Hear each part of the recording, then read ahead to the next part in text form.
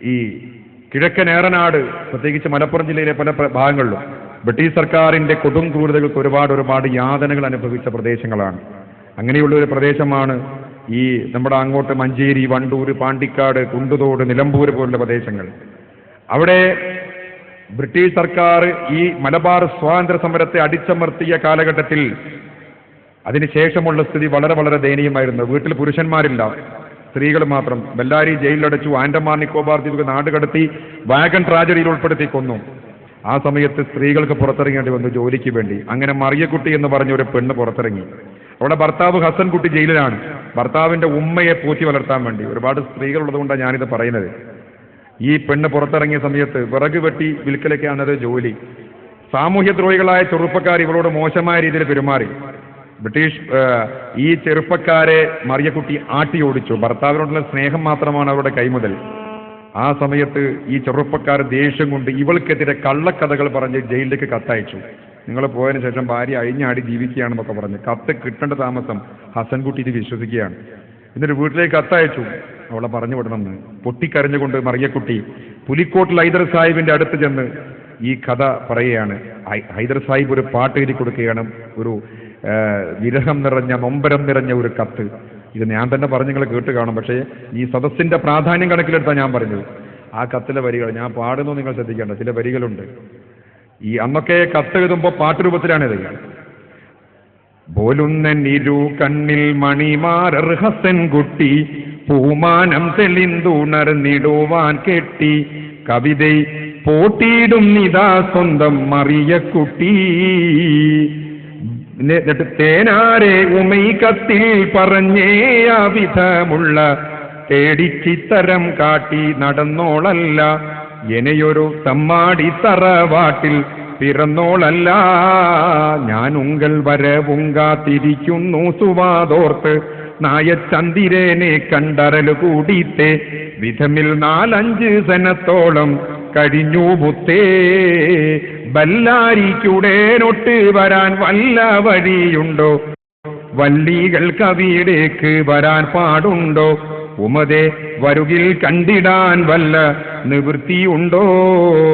ബല്ലാരിക്ക് ഞങ്ങൾ പെണ്ണുങ്ങൾക്ക് പ്രവേശനമുണ്ടോ? ഞാൻ അഥവാ വന്നാൽ എനിക്ക് നിങ്ങളെ കാണാൻ പറ്റുമോ? അങ്ങനെ ഉണ്ടെങ്കിൽ വന്ന് കാണാനുണ്ട് മോഹം പൊന്നെ, ഒറ്റ നോക്ക് കണ്ട് മാരിച്ചോട്ടെ അന്ന് തന്നെ. എക്കോ വേണ്ട. എന്റെ പൊന്നും ആരരെ പിന്നെന്തിനീ വേറൂപ്പ് വെച്ചിടുന്നു എന്റെ മേലിൽ ചിന്തയിൽ മൂഷീപ്പ്.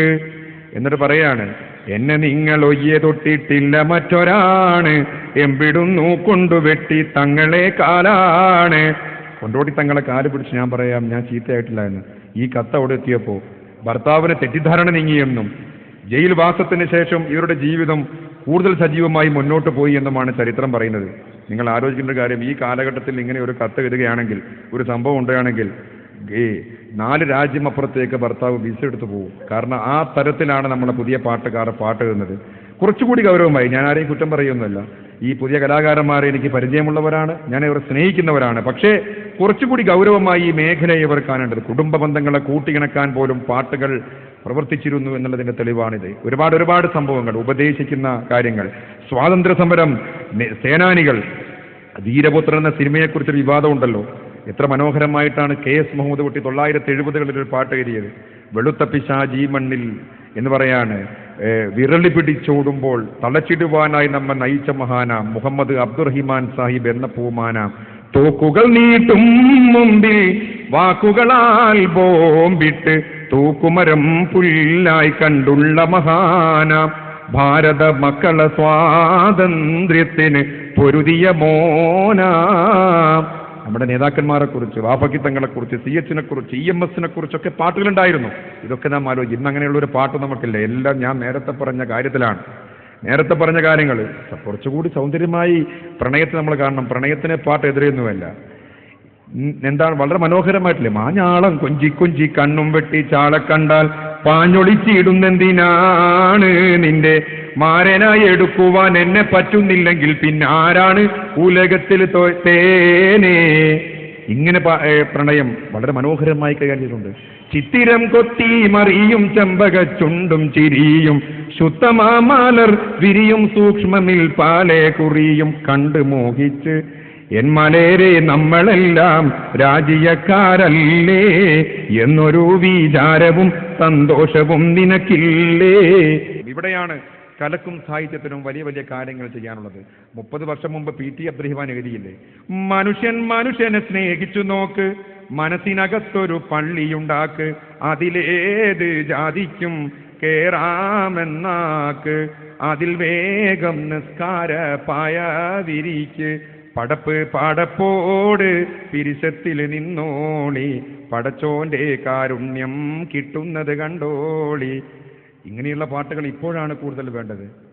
മതങ്ങളെല്ലാം മധുര സൂക്തം, അവയിലില്ല കലഹവാക്യം, സഹന സ്നേഹ സൗഹൃദങ്ങൾ മനുഷ്യകൃത്തിൽ ഉണർത്തും വാക്യം. കലഹമെന്തിന്, കൊലവിളികൾ എന്തിന്, അമ്പലങ്ങൾ മനസ്സിലാദ്യം പണിയൂ, ശാന്തി വിളക്ക് തൂക്കൂ, സ്നേഹത്തിന്റെ മുസല്ലയൊന്ന് കൽബിൻ പള്ളിയിൽ നിവർത്തി വയ്ക്കൂ. കലഹമെന്തിന്, കൊലവിളികൾ എന്തിന്, പല നിറങ്ങൾ പല മണങ്ങൾ നിറഞ്ഞ പൂങ്കാവ്, ഇന്ത്യ അനവധിയാം മതങ്ങൾ പൂക്കും അരുമ പൂങ്കാവ്.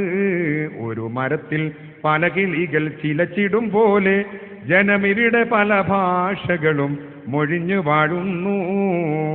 ഇങ്ങനെയുള്ള ഗാനങ്ങൾ, പഴയ പാട്ട് പാടണമെന്നല്ല, പുതിയ സംഗീതജ്ഞന്മാർ, പാട്ടുകാർ, കവികളൊക്കെ ഇത്തരം ഒരു വിഷയങ്ങൾ തിരഞ്ഞെടുത്ത്, വൈവിധ്യമാർന്ന നാടിനാവശ്യമുള്ള സമൂഹത്തിനാവശ്യമുള്ള വിഷയങ്ങൾ തിരഞ്ഞെടുത്ത് തങ്ങളുടെ രചനകൾ, തങ്ങളുടെ കലാപ്രവർത്തനങ്ങൾ ഇവിടെ അവതരിപ്പിക്കണമെന്ന് സൂചിപ്പിച്ചുകൊണ്ട് ഇത്രയും നേരം എൻ്റെ പ്രസംഗം സഹിച്ചതിന് നന്ദി അറിയിക്കുകയാണ്. കാരണം പ്രസംഗം സഹിക്കാൻ വലിയ പാടാണ്.